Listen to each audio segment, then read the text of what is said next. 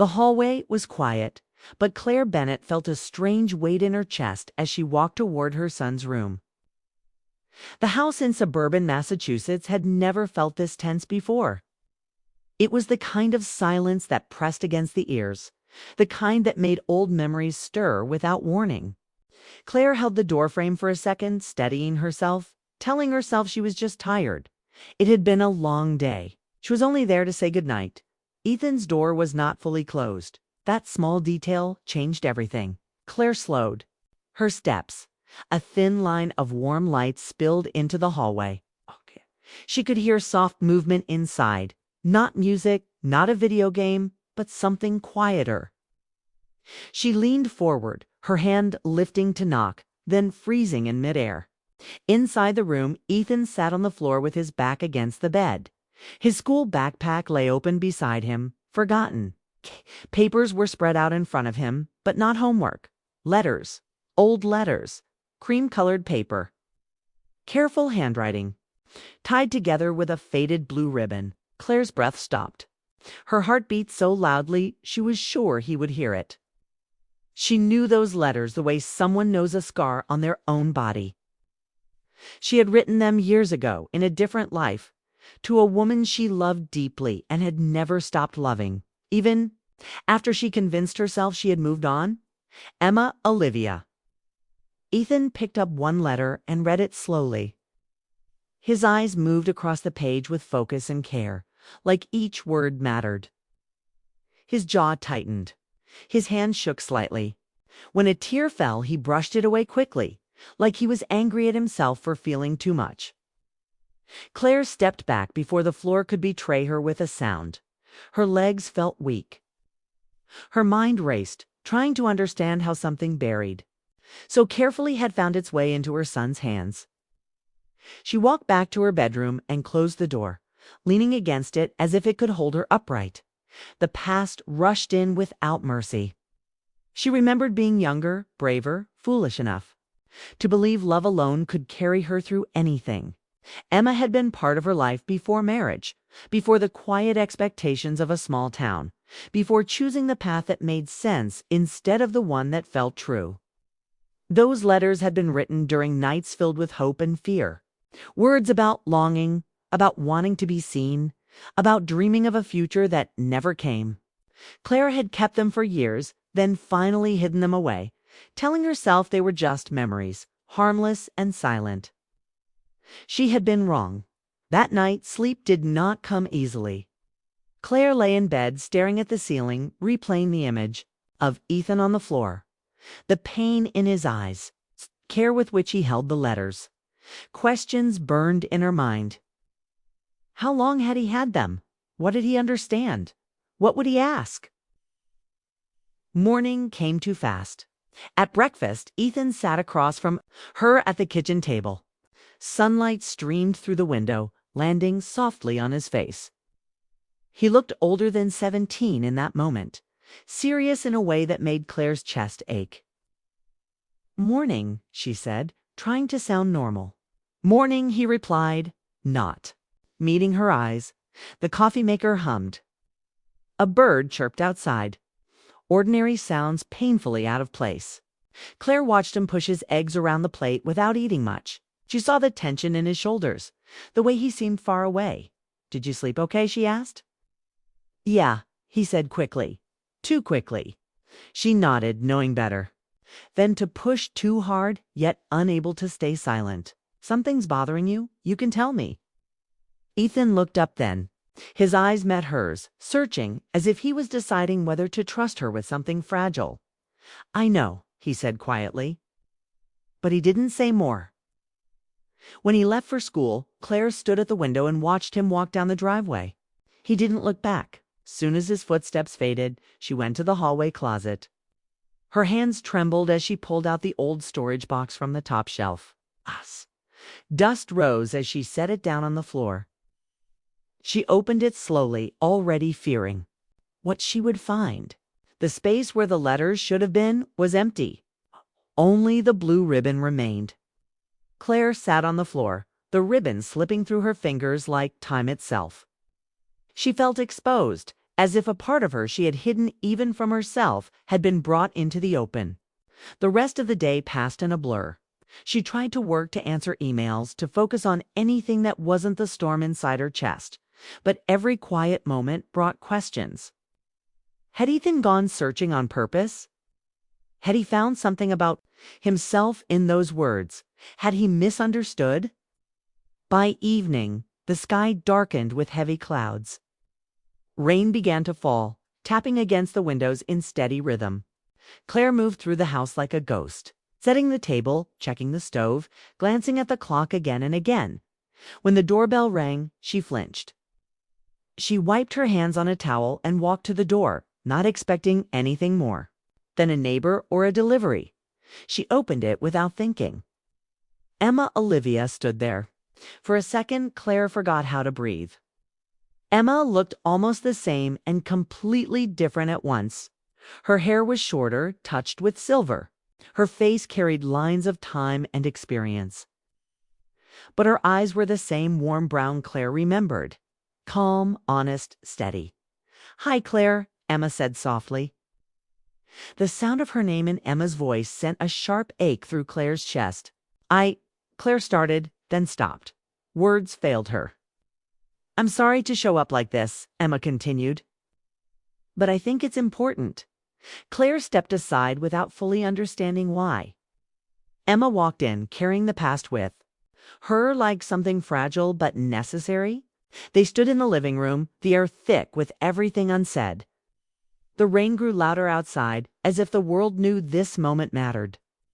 "You shouldn't be here," Claire finally said, though her voice lacked any real force. "I know," Emma replied, "but Ethan came to see me." Claire's heart dropped. What? "He found the letters," Emma said gently. "He wanted to understand." Claire closed her eyes, shame and fear washing over her. "I never wanted him involved." "He's already involved," Emma said, "because he's your son. Because he's asking questions you never let yourself answer." The words landed heavy. Claire sank into a chair. "What did you tell him?" Okay, Emma hesitated, then spoke with care. "I told him that once you loved someone deeply. That love doesn't disappear just because people choose different lives." Claire looked up. "Did you tell him about us?" "Yes," Emma said, "but not in a way that would hurt him. I told him about honesty, about courage." Tears filled Claire's eyes. "I thought I was protecting everyone." Emma nodded. "Sometimes protection looks a lot like fear." Silence stretched between them. "Ethan isn't angry, Emma?" Said after a moment, "He's confused. He's trying to understand who he is. And who you are." Claire pressed her fingers together, struggling to hold herself together. Memories flooded her mind. Ethan as a child, asking big questions. Ethan as a teenager, watching people closely, feeling things deeply. "I never meant to lie to him," Claire whispered. "I know," Emma said. "But the truth has a way of finding light." They talked until the rain softened. About the past. About choices. About the years that passed without contact, yet never without memory. Emma spoke about her own life, her own quiet loneliness, her own moments of wondering what might have been. "I didn't come to change your life," Emma said finally. "Came because Ethan needed answers. And because you deserve honesty." That night after Emma left, Claire stood alone in the living room. The house felt different now, as if something sealed shut had cracked open. Later, she walked down the hallway again. She stopped outside Ethan's door, her heart pounding just as it had the night before. This time, she knocked. The door opened, and Ethan looked at her, nervous but calm. "Mom," she took a breath. "We need to talk." And as she stepped into his room, Claire knew there was no going back. What had been hidden was now awake. What had been silent was finally asking to be heard. The night held its breath, and the truth waited. Claire sat on the edge of Ethan's bed, the room lit only by a small lamp on the desk. The shadows felt softer than the night before, but her heart was heavier. Ethan stood near the window, arms crossed, waiting. He looked calm, but his eyes were alert, watching her closely. "I should have told you a long time ago," Claire said. Her voice was steady, but it cost her effort. "About Emma. About who I was before I became your mom." Ethan nodded slowly. "I figured it was something big. Those letters didn't sound like secrets meant to stay quiet." Claire gave a sad smile. They weren't meant to be found. At all. She told him everything.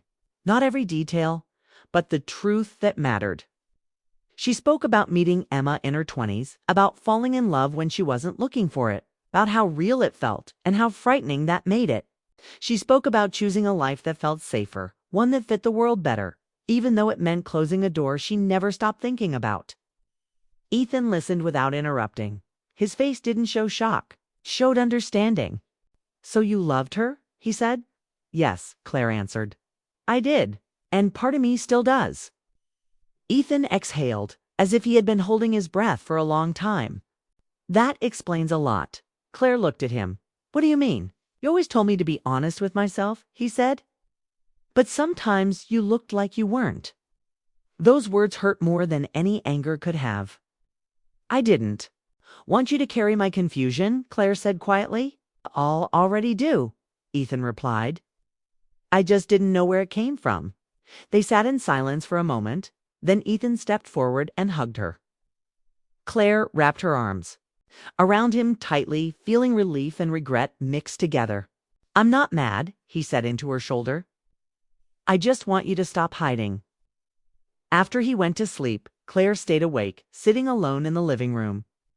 The house felt wide and open, like it was waiting for something to happen. She thought about Emma standing at the door earlier that evening, the courage it took to come back, the calm honesty in her eyes. Claire picked up her phone and stared at it for a long time. Finally, she typed a message. "Thank you for telling Ethan the truth. I think we need to talk again." The reply came quickly. "Whenever you're ready." They met 2 days later at a small cafe near the river. It was neutral ground, but nothing about the moment felt safe or distant. When Emma walked in, Claire felt the same pull she had felt years ago, strong and familiar. They talked openly this time. No fear, no pretending. Emma spoke about her life after they stopped talking, the relationships that never quite fit, the quiet moments when she wondered what might have happened if Claire had stayed. Claire spoke about marriage that felt kind but empty, about raising Ethan alone after the divorce, about nights spent convincing herself she was content. "You were always brave," Claire said. "I wasn't." Emma shook her head. "You survived. That takes courage, too." They walked by the river afterward, the cold air sharp against their faces. Claire felt awake in a way she hadn't in years. "I don't know what I want yet," Claire admitted. "But I know I don't." "Want to lie anymore?" Emma stopped walking. "That's enough for now." Days passed, then weeks. Emma didn't rush her. She didn't ask for promises. She stayed present, steady, patient. They shared coffee, walks, long talks that stretched into evening. The connection grew naturally, like something returning to its proper place. Ethan noticed the change. "You smile more," he said one night. Claire smiled at him. "I feel lighter." "That's good," he said. "You deserve that." One evening, Emma came over for dinner. It wasn't dramatic. It wasn't perfect. It was honest. They laughed. They talked. Ethan asked questions. Emma answered them without hesitation. The house felt warm, alive. After dinner, Ethan excused himself, leaving the two women alone in the living room. Emma looked at Claire. "You don't have to choose anything right now." Claire reached for her hand. "I know, but I want to choose truth." Squeezed her hand gently. That night after Emma left, Claire stood by the same window she had stood by weeks earlier. The sky was clear. The house was quiet, but not heavy, she thought. About the moment she opened Ethan's door to say goodnight. About how one small choice had uncovered years of silence. About how fear had shaped her life and how honesty was slowly reshaping it. She went to Ethan's room and kissed his forehead as he slept. "Thank you," she whispered. When Claire turned off the light and walked back down the hallway, she felt something she hadn't felt in a long time. Hope opening that door had changed everything. And this time, she wasn't going to close it again.